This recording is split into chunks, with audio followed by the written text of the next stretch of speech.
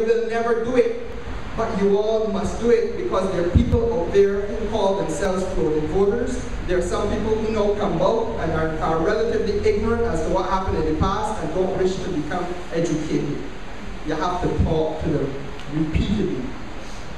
We created a basket of goods, and that basket of goods needs to be reviewed. It needs to be reviewed urgently, and it needs to be expanded, because the context of the time in which we live is that there are surging prices internationally. Agricultural product prices going up around the world. All those things would render us powerless if, as a government, we did not feel that we had an opportunity to think creatively. When we were in government, we thought creatively and we created that basket of goods. And we removed the VAT on it. And we removed other impositions so that you would pay for those commodities which were identified as the critical basic commodities. You would pay for them as little as was realistically possible. But if this government is faced with the same situation, and prices are rising even more rapidly, but they choose to do nothing, you can't have it both ways. They cannot then say that having failed to govern and failed to administer the situation, that they can blame the international community as well, because the Labour Party has left a clear precedent for them to follow if only they had eyes to see and read and follow what we have. It's not rocket science, it isn't a new prescription. And I asked in the Senate on Wednesday, why did you know this? Why did you know this? I asked a question to Minister Hensley Bain as to whether he was aware of the surging prices in Barbados, as to whether the government was prepared to review the basket of goods, as to whether the government was prepared to expand the basket of goods. And if so, how soon will Barbadians get the relief? You know, Hensley Bain has no answer. All Hensley Bain said is that he was going to speak with the civil servants, and then he was going to get cabinet's input on the matter. As Lynette said, all that they're prepared to do is to get into a shouting match with Peter Chase and the rest of the private sector. Walk about pretending to be astonished that if you go into Popular, you're going to find corned beef a little bit less expensive than it is at Big B or at JB's. But the reality is that Popular don't have a car park. Popular smaller. Popular don't have the overheads that Big B or JB's may have. So you will always find that disparity in prices.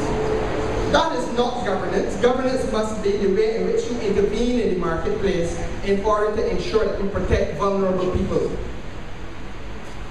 But this government does intervene. It intervenes to act as the principal price gouger. The principal price gouger is not anybody at shipping and trading. The principal price gouger is the Democratic Labour Party government. Last night, while you slept, the policy of the government came to pass and diesel went up by 9 cents more per litre. 9 cents more. When we left office in 2008, January, it was at $1.46 per litre. Up to this weekend, it was $2.40 a litre.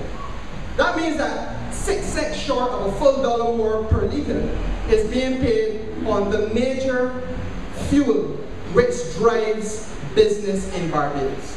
I'll go back to the point I made. I want to walk you through this. It isn't only just the fishing industry where the fishermen got to use diesel.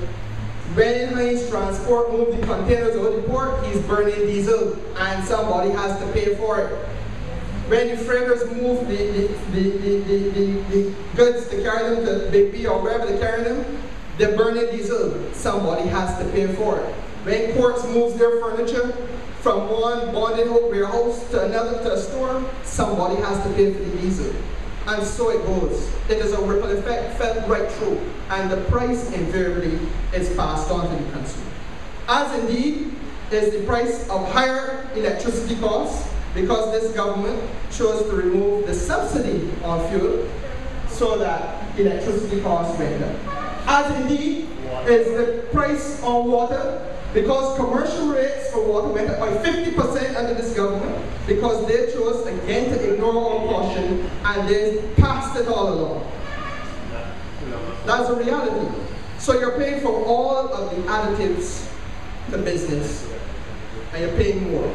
And in fact, many businesses own the property they own, and if they don't own, they got to pay a tenant. And in each case, the land tax went up, and so therefore the property tax is part of that which the consumer is paying. There's no mystery to this. It is worthlessness that is taking place in Barbados. High class, first grade worthlessness by an indifferent government. Now, I say to you, this situation with the diesel is something that we can have to start to keep noise about.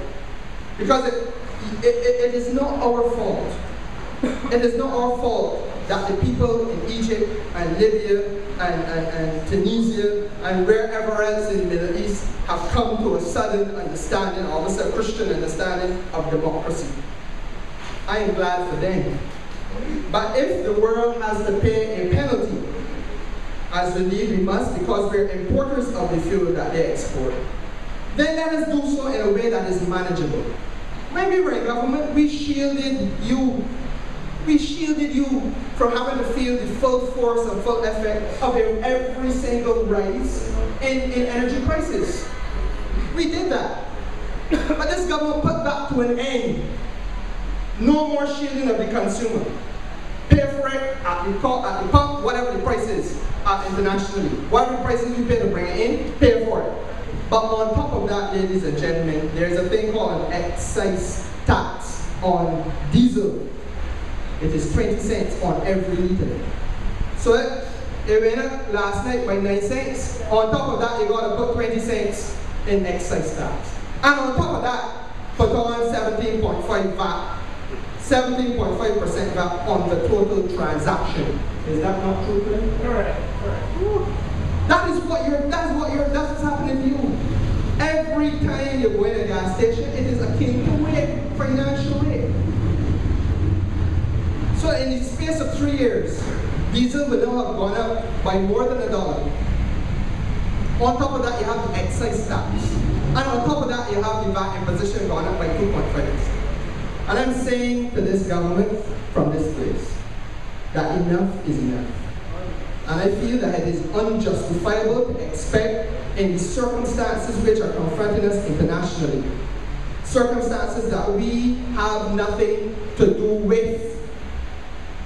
It is unfair to expect that we can have a government that does not move with alacrity and speed to protect the interests of the consuming public in Barbados. And that therefore they must look at the excise tax and remove it from diesel, because it is a contributing factor to the escalating cost of living in Barbados, and one that they have control over, nobody else. It is Priscilla's tax.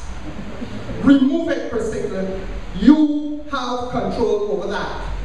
In the same way that you could raise the excise tax in November on gasoline, which he did in the last budget. Because they don't seem to understand that this nation has to operate on the basis of energy. Everything we do is energy. Such industry as we have is diesel generated. Such are diesel dependent. Such services as we have, and our economy is a service economy, you're burning light. Every hotel has to burn current. Every supermarket has to have air conditioning and refrigeration. You name it. Everything we do in this country turns on the energy sector. It is fundamental to our way of life. Why then would a government that is concerned with the well-being of the consumer make energy the most crippling aspect of living in Barbados? It does not make sense. And it is something that is to some extent within their control to correct. And I'm calling on them tonight to take a step to do that. I feel as well that this Labour Party has to also defend the rich legacy that it has in terms of allowing the average Barbadian, middle class, and indeed working class, to generate alternative forms of employment. And let me explain what I mean by that. We had a progressive policy which said that if you want a house, and the house had a valuation that went up as a result of government's revised valuation. You know, every 3 years government revises the valuation of your property. It's 3 years? Yeah, every 3 years. And your property value goes up. Let us say somewhere like where Lynette lives, and that is a nice $500,000 property, but the revaluation puts Lynette at $600,000. You say to Lynette, it's my turn. You say to Lynette, it is not right or fair to you to have to pay land tax on that rate because we did the revaluation and they don't want to punish you for being a successful corporate lawyer. We don't want to punish you for making the money and building a nice house for yourself. So therefore, what we did was we started to reduce the property tax to the point where, and the Labour Party must keep on saying this the way it sticks in their craw. In 1993, people were paying, in 2007, people were paying land tax at rates that they were paying in 1992, 1983. Is that true, Tyrone? That's a fact. Under this government, people had property, same house. It increased in value. So the house may have moved, let us say 10 years, 14 years in value. The house may have gone up $150,000, $200,000 in value. But your land tax was being paid as it was back in 1993, 94 when the government changed. And what did the middle class do when it comes from Bagatelle in my constituency? And in that part of St. James Central, you get people who then start to invest in what you call quality of life things. So you use your house and the mortgage on it you refinance. You got people in Bagatelle with a little gym. That is the little small business that they have. They have people who then rent it out, build out another piece and rent out that so that they're into the apartment business. That is the business they have. They got people who then go and open a little cafe somewhere on the West Coast and indeed on the South Coast as well. That is the small business they have. Some of the folks then open a little hairdressing salon and so on. All of those things that make the quality of life in Barbados a little bit better. But as Clyde and Tyrone Barker would tell, these are commercial activities turning over, taking over, keeping the economy going. Every time you open a gym, you need somebody to be there when you go to work. Somebody got to be there as a gym instructor and a trainer. When you have a little cafe, you need somebody to serve the people who come in, and you need somebody to take the money. That's 2 people at least that you're employing. When you have your little rental car business, you're going to have a few more people there to look after that. And so on and so forth it goes. So that what we did was by removing systematically the tax imposition on middle class Barbados, you were giving people an opportunity to plow money back into our economy. Now, why is it critical that we understand that policy and contrast it with what is happening today? Clyde Maskell is absolutely right. In a little while, it will be revealed that this government's corporation tax receipts have plunged. The corporation tax receipts will probably fall this year by more than $40 million. A major component of our corporation tax is the international business sector. And ladies and gentlemen, let me tell you something about the international business sector. The Nation newspaper has engaged in a massive cover-up. They were present when we did the press conference that Clyde talked about a couple of weeks ago. The Advocate newspaper was present. I have seen no commentary. Nothing was said about it on CBC, who were also present. But you must know, as Barbadians, you have a right to know, and your Minister of International